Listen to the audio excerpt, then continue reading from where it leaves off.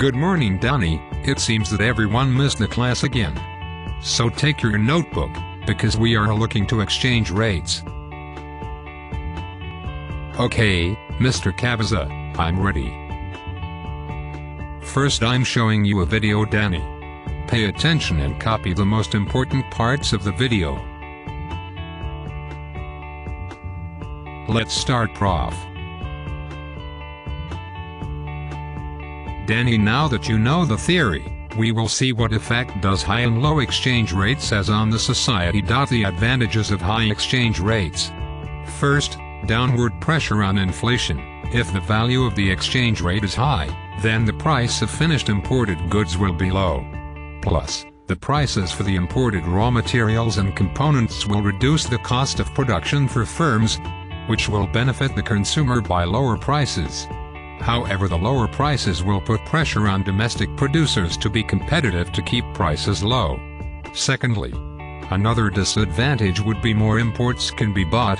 If the value of exchange is high, then each unit of the currency will buy more foreign currencies, and so more foreign goods and services, including visible and invisible imports. And thirdly, a high value of currency forces domestic producers to improve their efficiency. High exchange rates in a way threaten their international competitiveness, therefore they need lower costs and more efficient. On the other hand, the third advantage leads to a disadvantage of high exchange rates, due to the fact it damages domestic industries.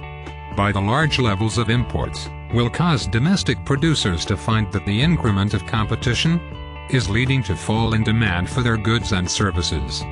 Therefore, as the firms cut back, the level of unemployment rises as a result of a greater economic productivity for the country. Secondly, another disadvantage would be damage to export industries. If the value of exchange rate is high, then export industries may find it difficult to sell their goods and services abroad due to the high prices. This also led to increased unemployment levels. The advantages of low exchange rates. Firstly, greater employment in export industries. If the value of the exchange rate is low, then exports from the country will be less expensive and more competitive. Therefore, this will raise more employment in the export industries. Secondly, more employment in the domestic industries will rise due to the fact that imports are more expensive.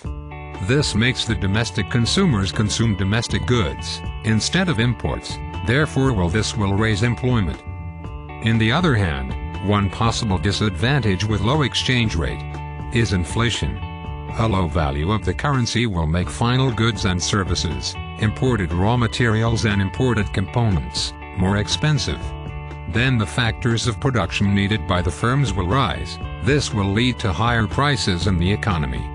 Therefore, there is a serious probability of inflation due to rises in prices. Mr. Cabeza, as we saw in microeconomics, does the government intervenes the exchange rate? Yes, Danny, indeed the Gobierno tries to influence the value of their currency in order to lower the exchange rates, increasing employments, then raise the exchange rates in order to fight inflation. They try to maintain a fixed exchange rate, avoiding large fluctuations in a floating exchange rate. Additionally, it also tries to achieve relative exchange rate stability in order to improve business confidence. And finally, it tries to improve a current account deficit. It's important to point out that there are two main ways that governments manipulate the exchange rates. The first one is using their reserves of foreign currencies to buy or sell foreign currencies. This means that if government would like to raise their value of their currency, they may use their reserve currency to buy its own currency, increasing the demand for its currencies, forcing up their exchange rate. In the same way, if they want to lower the exchange rates, then they increase their foreign currency's reserve. Therefore, it uses its own currency, it increases its supply, and so the currency on the foreign exchange market lowers its exchange rate. Another way would be changing interest rates. If the government wants to increase the value of their currency, they may raise the levels of interest rates in the country. By this makes attractive financial investment from abroad.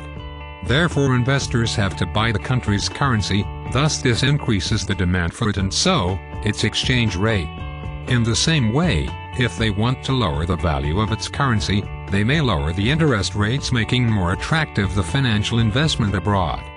By this way, investors buy foreign currencies, increasing the supply of it, and this should lower their exchange rate. Danny, now we will review the advantages and disadvantages of the exchange rate regimes of fixed and floating exchange rates. Deeply in both sides' advantages and disadvantages. First, the fixed exchange rate advantages are the following. First, the uncertainty will be reduced for all economic agents in the country. Plus, the businesses can plan ahead. Their predicted costs and prices will not change by the international trading agreements. Secondly, a fixed rate ensures the sensible government policies on inflation, due to the harmful effects on demand for exports and imports. The government is in charge to keep inflation as low as possible, keeping businesses competitive on foreign market. And lastly, in theory, having fixed rates, it should reduce the speculations on the foreign markets. However, it's known that many tries to destabilize fixed exchange rate systems in order to make speculative gains. On the other hand, the disadvantages of fixed exchange rates. Firstly, government is constrained to keep the exchange rate fixed.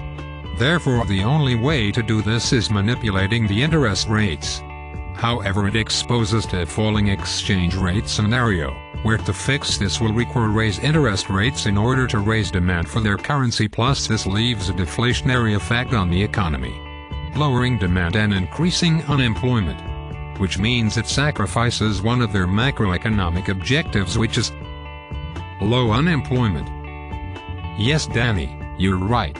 Let's continue. Another disadvantage would be that in order to keep a fixed exchange rate, the country must maintain a high level of foreign reserves in order to make it clear that it is able to defend itself by buying and selling of foreign currencies. Thirdly, another disadvantage: setting the level of a fixed exchange rate is not easy, due to the fact that many variables must be taken into account, and these must change through the time. If the rate is misplaced, then the export firms may find themselves not competitive in foreign markets. Therefore, the exchange rate will be devaluated and finding the right level is difficult. Lastly, setting at an artificial low-level fixed rates creates international disagreements, mainly because the country with low level will benefit as the exports will be more competitive and it might be seen as an unfair trade agreement. Changing of exchange rate regimen to floating exchange rate. An advantage would be one of the most easy to identify. Interest rates are free to be employed as domestic monetary tools to be used for demand policies, in order to control inflation. Secondly, in theory, floating rate should adjust itself, in order to keep the current account in balance. Lastly, governments do not need high levels of reserves of foreign currencies and gold. On the other hand, floating exchange rate tends to create uncertainty on international markets. And as businesses are trying to plan for their future, they find it difficult to make accurate predictions about what is more likely their revenue will be. Moreover, investment are more difficult to assess, and there is no doubt on the volatile exchange rates. By reducing the levels of international investment, as it's difficult to assess the exact level of return and risk. Another disadvantage is also affected by other factors than simply supply and demand. Danny, could you give me an example of what other factors affects the exchanging rights? That the 9/11 perhaps? Yes, correcto. This event does not allow the exchange rates to adjust themselves and eliminating their current account deficit. The last disadvantage is that this regime worsens the level of inflation. If a country has a high inflation, therefore the exports are less competitive and its imports are more expensive. This leads to a cost inflation, meaning that factors of production will become more expensive, which will raise the overinflation rates. Okay, Danny, in order to finish the class, we are going to analyze advantages and disadvantages of a single currency. Hurry, Caballo, hurry. An advantage of a single currency system is that it reduces the level of transactions costs. The countries in the EU stop having the problem to pay commission to change currency exchange. Secondly, another advantage is trading. Businesses stop worrying about exchange rate fluctuations, reducing risks and increase business confidence between the members of the monetary union. Thirdly, even a single currency, and then it's easier to make price comparisons. Fourthly and last, is really likely that a greater fee due to the reduction of transaction cost, uncertainties and the large size of the single currency market. On the other hand, the disadvantages presented, where that a central body sets the interest rates for the whole area, this means that it loses power and ability against non-member countries. Secondly, a single currency system removes the ability to depreciate or devaluate its currency to ease the balance of payments. And lastly, the cost of transition from national to a single currency, for governments and firms, where they need to change everything to the new currency. This is called one-off cost. Downy, hurry, don't be late for class. Bye.